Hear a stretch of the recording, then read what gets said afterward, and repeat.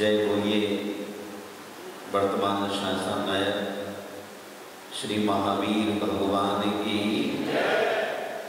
संत श्रोमणी आचार्य गुरुवर श्री विद्यासागर जी मुनिराज की,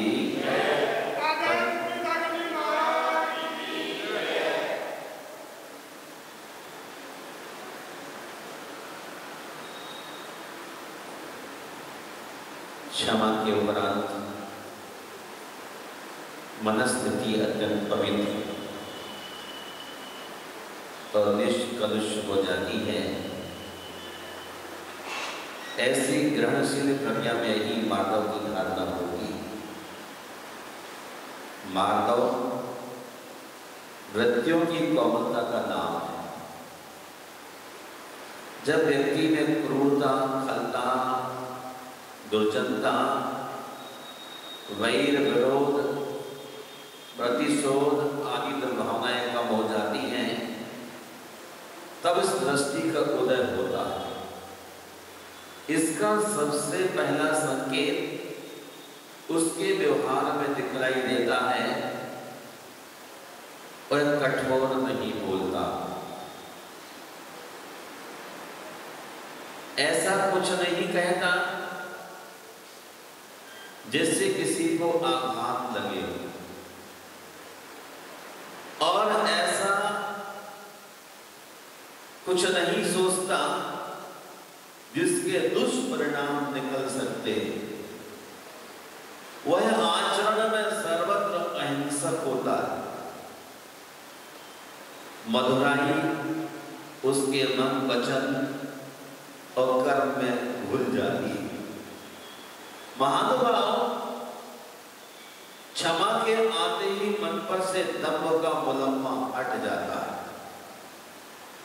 दूसरों का क्रोध अहंकारी मन को शांत कर देता है, उसे विधि बना देता है। कठोरता निकल भागती, मृदुता चित्त पर अतिथि हो जाती, चित्त कोमलता की ओर झुक जाता है और भीतरी सौंदर्य के अनुसंधान पर निकल पड़ता है। मद वहां नहीं रह जाता है केवल सम्यक और समर्थ। सम्यक की भूमिका में पहुंचे हुए व्यक्ति के जीवन में विनम्रता का भारी दर्शन होता है। विनम्र आत्मा सम्यक के साथ अपने मोक्ष के कपाट खोलने में आगे बढ़ देता है। ऐसी उस कोमल आत्मा के बाबत हम थोड़ा सा जानने का आज प्रयास ही कर सकते हैं, क्योंकि कोमल होना उस तरह की आज मिट्टी नजर नहीं आती। पथरीली मिट्टी, कंकली मिट्टी, तरह तरह की मिट्टियां, लेकिन जब मृदु कोमल मिट्टी होती है तो उसका अपना एक अलग आकार घड़ा देता है। आज कहीं दूर दूर तक आंख पसारिए पर हम उसका मिलान नहीं कर पाते। श्रवण संस्कृति के सम्राट आचार्य भट्ट के मूलाचार में कहते हैं, विनेन विप्पहीणस्स हवनि सिक्खा निरन्तया संवा विनयो सिक्खाय पदम्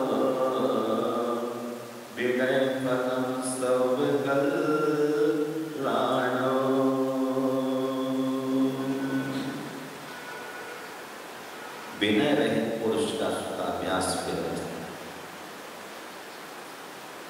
जिसकी हृदय में जिनवाणी माँ के प्रति थोड़ा भी सम्मान का भाव नहीं, उसका ग्रंथ पढ़ना निस्सार है। जिंदगी घास धोने में लगी है। हमें अपनी जिंदगी में जिनवाणी के प्रति, श्रुत के प्रति विनय का गहरा भाव होना चाहिए। हवनी सिक्खा निरंथया सभा, विनय शुद्ध का फल है। जो हमारे अंदर तीर्थंकरों को देख के, उनकी वाणी को देख करके श्रद्धा का भाव बनता है, वह शुद्ध अध्ययन का फल है। कभी पिछली जिंदगी में भी किसी व्यक्ति ने जिनवाणी का चिंतन मनन अध्ययन किया है और वो परिणाम भी इस जिंदगी में पाए जाते हैं। इसलिए किसी छोटे बच्चे को देखता हूं, जब मंदिर आता है उसके नमस्कार करने का सलीका बड़े बड़े लोग देख के हैरान हो जाते हैं। छोटा बच्चा ही पंचांग नमस्कार कर रहा है, दोनों हाथ को बहुत सलीके से मिला करके। ये पिछली जिंदगी के संस्कार वर्तमान जिंदगी में हमारे भीतर भी शरीर में कितनी तकलीफ हो, लेकिन पूरी कोशिश करके तीर्थंकर के लिए, उनकी वाणी के लिए, निर्गत गुरु के लिए पूरे समर्पण भाव से जब हम झुकने का आयाम प्रारंभ करते हैं तो लगता कि इन लोगों ने विगत जिंदगी में शास्त्र का अध्ययन किया है। महानुभाव विनय का फल स्वर्ग और मोक्ष है। स्वर्ग कौन जाना चाहता है? वहां देखो बड़े बड़े सोने के सिंहासन, डायमंड लगे होंगे। कम से कम एक छोटे से छोटे नौकर नुमा देव की 32 कौन है? महारानियां। जाना चाहो क्या ऐश्वर्य वहां पर? उससे बड़ा ऐश्वर्य तो मोक्ष में है। अनंत सुख, अक्षय सुख, जिसकी हम किसी से तुलना नहीं कर सकते। ऐसा कोई पदार्थ नहीं, तत्व नहीं जिससे मोक्ष की तुलना कर सके। ऐसा अपूर्व सुख, और वह भी भगवान की विनय से ही मिलता है। आज 80% क्या 90% लोग भगवान को बैठ के नमस्कार करने की हैसियत हो चुके हैं। कैसे करते हैं? खड़े खड़े करते हैं, बस यहां तक झुकता है उनका, इससे ऊपर झुकता नहीं। इतना हार्ड हो गया, इतना हार्ड हो गया। थेरेपिस्ट आता है, ट्रेनिंग देता है, तथापि उसके अंदर झुकने को तैयार नहीं। आप तभी झुक सकते हैं जब भीतर से झुकना सीखे। नमाज तभी अदा होगी जब हम भीतर से भी झुके। बाहर का आदमी झुकना अनिवार्य है, लेकिन भीतर का आदमी झुकना भी अनिवार्य है। मैं चाहता हूं कि कोई भी आदमी वैसा ना हो, कम से कम हम ही ऐसे बन जाएं, और हमारे बनने से ही अनेक आदमी को लेसन मिल सकता है। जब कभी हम जिनवाणी को, जिनेंद्र को, निर्गत गुरु को नमस्कार करें तो पंचांग नमस्कार करने की आदत बनाने का अभ्यास तो करें। क्या पशु पर्याय में हम जिनवाणी को नमस्कार कर पाएंगे, तीर्थंकरों की वंदना कर पाएंगे, निर्गतों की स्तुति कर पाएंगे? उच्छन हाथ से होने के बाद फिर मिलते नहीं है। इसलिए हे भव्य आत्माओं, विनय का फल स्वर्ग और मोक्ष है। इतना ही नहीं, विनय संपूर्ण शिक्षा और अभ्युदय का कारण है। विनय मनुष्य पंच कल्याण का नाम का एक कल्याण है, वही भी आपकी जिंदगी में हो सकता है। अर्थात जो व्यक्ति तीर्थंकरों की विनय करता है वह स्वयं तीर्थंकर हो सकता है। विनो शासन बोलो विनयादो संयमो तपो दानम विनयेन विप्रहूढ़स्य कुतो धम्मो कुतो तपो। विनय जिन शासन का मूल है। बिना विनय के हम जिंदगी में कुछ भी नहीं पा सकते। विनो जिन शासन मूलो, जिन्हें भगवान के शासन का मूल तीर्थंकरों का सम्मान है। विनय से संयम तब ज्ञान की वृद्धि होती है। और डेफिनेटली इस बात को आप समझ लीजिए, जो आदमी जितना शुद्ध होगा, निर्मल होगा, नमन स्वभावी होगा, वो आदमी उतनी मुश्किलों से भी बहुत आगे निकल जाता है। संयम तब ज्ञान की उसकी वृद्धि होने लग जाती है। ये आंखें उस दृश्य को देखने वाली हैं। जितना जितना हमारा विनय का भाव बढ़ता है, उतना उतना हमारे जीवन का विकास होता है।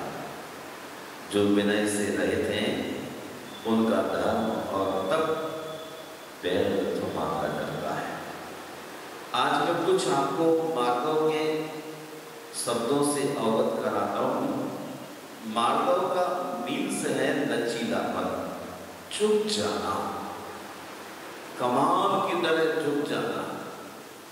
मार्गव का अर्थ है लचीलापन, कोमलता, कृपा, नरमी, सुकुमारता, नम्रता, सौम्यता, स्निग्धता, दयालुता, मुलायमपन। ये तमाम सब मार्गव की पर्याय पक्ष। जिन्होंने इनको समझा है उन्होंने अपने अधः पतन के मार्ग को अवरुद्ध किया है। आइए सभी आत्माओं, मानो विनय नासो, इस बात को जाने कि मान से विनय गुण का नाश होता है। इतना ही नहीं, अहंकार ऐसा राक्षस है जो मानव को समूचा निगल जाता है। अहंकार आदमी को कठोर बना देता है, वह झुकना नहीं चाहता। मैं कुछ छोटे बच्चों को देखता हूं कि माताएं मंदिर लाती हैं, गुरुओं पर लाती हैं बच्चे को, नमस्कार कर, नमस्कार कर, गर्दन में हाथ फंसा लेगी झुकाने के लिए, लेकिन बच्चा झुकने को तैयार नहीं होता। वो छोटा सा बालक भी इतनी अकड़ भीतर से लेके चलता है। उस अकड़ को कम करने के लिए ही तीर्थंकरों के चरणों में रहने की आवश्यकता है। नम्रता यानी लचीलापन। लचीलेपन में तनने की शक्ति भी है तो जीतने की कला भी है, शौर्य की पराकाष्ठा भी है। हम आज आप सबके बीच ज्यादा नहीं कुछ बोलना चाहते हैं, क्योंकि समय बहुत तेज रफ्तार में चल रहा है और दो एक बात हम आपसे शेयर करना चाहते हैं। निर्वाणिता मान उदार मार्गवई, जिनकी बुद्धि धर्म परायण है वे ही अभिमान पर विजय प्राप्त कर सकते हैं। जिनकी बुद्धि विनय परायण है वो ही अपने जीवन को श्रेष्ठ बना सकते। जब मनुष्य पैदा होता है तो प्रथम समय में मान कसाय देकर जन्म लेता। गौर कीजिएगा शब्दों पर, जब मनुष्य पैदा होता है तो पहले क्षण में मान कसाय लेकर के आता है। पशु पैदा होते हैं तो पहले क्षण में माया कसाय लेके आते हैं। देव जब पैदा होते हैं पहले क्षण में तो वह लोभ कसाय के साथ होते हैं, और नारकी जो पैदा होते हैं वो क्रोध कसाय के साथ पहले क्षण में होते हैं। अलबत्ता सेकंड थर्ड टाइम में कसाय बदलती रहे, लेकिन चारों गति के जीवों के साथ प्रथम क्षण में कि डेफिनेट है क्रोध मान माया लोभ, ये चार कसाय अभी होती हैं। मैं इन सब कसायों को निष्कासित करने के लिए मृदु भावों का समाधान करता हूँ। सोनी जी, मैं आपसे पूछना चाहता हूँ कि डीसी करंट खतरनाक है कि भाई एसी करंट खतरनाक है? कौन सा करंट खतरनाक है भैया? एसी। बहन जी, एसी तो जिंदा रखता है, डीसी तो प्राण दे देता है। एसी करंट में झटका लगेगा, आदमी पीछे गिर जाएगा, लेकिन डीसी करंट में डायरेक्ट है ना, क्या होगा? हाँ, छोड़ेगा ही नहीं। डीसी एकदम से आपने डायरेक्ट पकड़ लेगा। मान कसाय डीसी करंट है, मान कसाय डीसी करंट। अब क्रोध माया लोभ एसी करंट, झटके में आदमी पीछे गिर जाएगा, लेकिन डीसी करंट आदमी को बहुत बहुत नुकसान पहुंचाने वाला है। मान महाविश्वरूप करई नीच गति जगत में, कोमल सुधा अनूप सुख पावे प्राणी सदा। कोमल सुधा अनूप, परमात्मा कितना कोमल है, अमृत के समान है, सुख देने वाला है।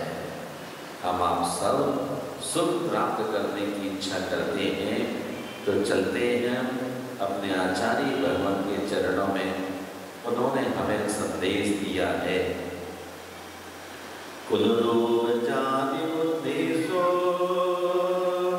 तो सुदर्शीले सुगारवो किंची, जोड़वे को बदि समरो मन्नो धम्मो हमें तस्स। जो मानवी पुरुष कुल, रूप, जाति, बुद्धि, तप, शास्त्र और शीलादि के विषय में थोड़ा भी अहंकार नहीं करते, उनके जीवन में बाल और कर्म होता है। जो मनस्वी पुरुष अपने कुल का कभी अहंकार नहीं करते। मैं कई बार सोचता हूँ कि आदमी बहुत छोटा था, बहुत ही छोटा था, उसका प्रमोशन होके वो प्रधानमंत्री के नजदीक पहुंच जाए तो उसके 1000 रिश्तेदार नजर आने लग जाते हैं। पुण्य का उदय है ना। और जब पाप का उदय आ जाए तो पास वाले लोग भी बहुत दूर हो जाते हैं। एक खून से जन्मे बहन भाइयों में भी, अभी रोड टीवी में पढ़ रहा था, एक खून से जन्मे भाई बहन भी, 7 भाई है, एक बहन है। जब भाइयों पर पाप के बादल मंडराने शुरू हो गए तो स्वर्ण की मयूर भी मिट्टी बन गई। ऐसे क्षणों में भाइयों ने सोचा कि बहन के पास चलते हैं, कुछ दुर्दिन वहां निकल जाए, लेकिन बहन ने आते ही क्या कह दिया कि आप मत आना, नहीं तो मेरे ससुराल के लोग कहेंगे अपने भाइयों को पैसा देने को बुलाया है। मन में बड़ा दुराव था। ये पॉलिश बात चल रही थी, लेकिन पाप के क्षण में साथ देने को तैयार नहीं। और नियामी तो क्या, एक थाली में ऐसा वैसा सा भोजन डाल करके भेज दिया। भाइयों ने उसको एक गड्ढे में दबा दिया और फिर आगे चल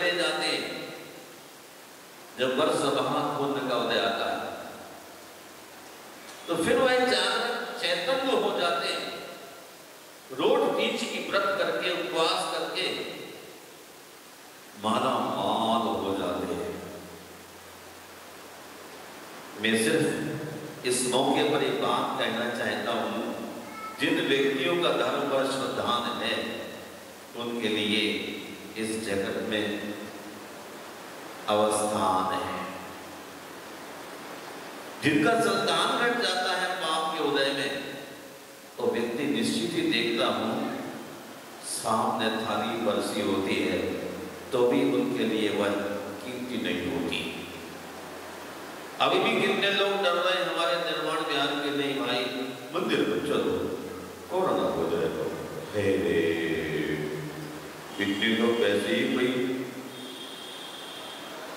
मैं तो आश्चर्य करता हूं जब मिथ्यात्व का उदय होता है तो कहते जिनवाणी का सवाय, मिथ्यात्व के उदय में जिनवाणी का सवाय के उभे के लड़ मरे के उठ घर भग जाए। मिथ्यात्व के उदय में आएगा तो मंदिर में लड़ाई मचाएगा, के सोएगा अथवा उठ के भाग जाएगा। सम्यक दृष्टि होगा तो सोचेगा तीर्थंकरों की वाणी का एक शब्द भी मेरे कान में चला जाए भगवान, और जब कान में जाएगा तब उसका कुल का अहंकार छूटेगा, रूप का अहंकार छूटेगा। भाई कहां से आ रहे हैं? रूप भगवत से आ रहे हैं। अरे पिछले जन्म में आपने बहुत अपार भक्ति किससे रूपवान में पैदा हो गए, अब भी हम रूपवान हो। सबसे बड़ा रूपवान धरती पर कौन होता है भाई? कहते हैं कामदेव। कामदेव से सुंदर कोई आदमी नहीं होता है। मागी दोगी में हनुमान जी बैठे हैं, कहां कैसे बैठे हैं? दीवान को मूंगी हुई, क्योंकि बहुत सारी देवियां देखने को चक्कर मारती तो चक्कर नहीं, दबात्र होकर के बैठ जाओ। जो जितनी भगवान की भक्ति करेगा, जितनी भक्ति करेगा उतना रूपवान होता चला जाएगा। थोड़ी भक्ति करना सीखो, ब्लैक एंड व्हाइट। जो लोग हैं, बहुत खुला बोलता हूं, भगवान की भक्ति करने के लिए कुछ भी बोल सकता हूं, मेरा अपना खुशी मत करो आप, लेकिन भगवान की भक्ति में तो डूब जाइए, नहा जाइए, अभिषिक्त हो जाइए, फिर आपको भूल करके अपने रूप का अहंकार नहीं रहेगा। आप देखेंगे कि कौन है, कितने सुंदर है, कितना सुंदर रूप भगवान आपका है। ये आंखें आपको देख देख के थक नहीं पाती, देखता रहता हूं, निहारता रहता हूं, निहारता रहता हूं। और जिस आदमी की दृष्टि भगवान को निहारने की हो जाती है, उस व्यक्ति को भगवान निहार भी कर देते हैं। भगवान निहार करते हैं, भगवान की भक्ति निहार करते हैं। धन्ना भैया का एक समय बहुत नुकसान हुआ, लेकिन नियत ठीक रखी। मेरे पास आने के बाद वरना बहुत सारे लोगों ने 30 पैसे पत्नी काट ली, लेकिन कहा भाई तुझे ऐसा कुछ भी नहीं करना। और नियत ठीक रखने के कारण आज सबसे भाइयों में कम से कम सुख आनंद, नियत ठीक। मैं सभी से कहना चाहता हूं कि आप नियत ठीक रखें तो आपको फायदा क्या रहेगा? बिन मांगे मोती मिलेंगे। आपको कभी रूप का अभिमान नहीं होगा, जाति का नहीं होगा, धन का नहीं होगा, तपस्या का नहीं होगा। शास्त्र पढ़े हैं तो भी कहेंगे भाई मैं तो कुछ नहीं जानता। भगवान को देखो, द्वादशंग वाणी, गणधरों को देखो, अंतर्बोध में पूरा स्वाध्याय, और आदमी शांत होगा। शील का, ब्रह्मचर्य का भी बड़ा अभ्यास सुबह में आने की कोशिश कर लेता है, उस व्यक्ति के अहंकार बिल्कुल भी नहीं पाया जाता है। मैं ऐसे पवित्र दिल वाले व्यक्तियों के लिए बहुत दिल से प्यार करता हूँ। प्रत्यक्ष में रहो चाहे परोक्ष में रहो, आप ये मत सोचना कि बहुत पास आए, क्योंकि मोदी जी ने कोरोना में लक्ष्मण रेखा खींच रखी है। महावीर भगवान कहते हैं जियो और जीने दो। आप भी स्वस्थ रहो, सामने वाला भी स्वस्थ रहे। जब दोनों ही स्वस्थ रहेंगे तो आनंद आएगा। आज आपके चित्र से एक बहन ने 10 उपवास करने का कम से कम एक चेतना तो जागृत हुई। अंजू ने 10 उपवास करने का मन बनाया है। बाकी बड़े सब लोग कमजोर हैं, स्टील मैन हैं हम, लेकिन मन कमजोर है, ताकत नहीं जुटा पाते हैं। शक्ति भीतर अनंत है, उसको जागृत करने के लिए हमें अपने वीर को जागृत करना पड़ता है ना। पंच कल्याणक में बहन ने शुगर की बीमारी और दवाई की गोली टेस्ट नहीं की। अरे ये समझ लो कि आज पंच कल्याणक फिर शुरू हो गया। देख लेंगे क्या होगा, अच्छा ही होगा। जब स्विमिंग में आप कूदते हैं तो सोचते हैं कि डूब जाऊंगा, नहीं, और डूबते भी नहीं है, आपकी तैरने लग जाता है। ये सब भीतर का हौसला होता है। और आज ऐसे महान माधव धर्म के दिन मैं आप सबके मंगल की कामना करता हूँ और यही चाहता हूँ कि आप सब विनीत भाव से भगवान के चरणों में, गुरु के चरणों में रत्नत्रय की आराधना विनम्र भाव से करने का बीड़ा उठाएं। रोटी कपड़ा और मकान अनेक अनेक जिंदगियों से चलता आ रहा है। अभी भी रोटी कपड़ा मकान में लगे रहेंगे। हमारे भाई साहब यहाँ बैठे, 7-8 बेटियां उनके होती, 10-11 कितनी होती थी, सबका विदाई कर चुके। कहते निपट जाओ, फिर साथ चल पड़ूंगा अच्छा करने के लिए, कुछ सबसे निपट लिए, अब अपने से निपटो ताकि इनके चरणों में रहने की ताकत, नहीं तो ऐसा ना हो एक दिन हम ही निपट लें। इसलिए मेरा बहुत ही अनुरोध है, जिनके कर्तव्य पूर्ण हो चुके हैं वो अपने आत्मा के कल्याण के संबंध में बहुत मृदु होकर के अपने कैरियर को बनाने का अभ्यास करें। ये मान कसाय राक्षस की तरह है, ये बिल्कुल भी आदमी के लिए छोड़ती नहीं। मेरी भावना में आप क्या बोलते हैं? अहंकार का भाव न रखो, नहीं किसी पर क्रोध करो, देख दूसरों की बढ़ती को कभी नहीं ईर्ष्या भाव करो। जय बोलिए महावीर भगवान की। इस पंक्ति में याद रखना, लास्ट वाली, ठीक है पंडित जी? अगला बोधि समाधि परिणाम सिद्धि, स्वात्मोपलब्धि सिद्धि, चिंतामणि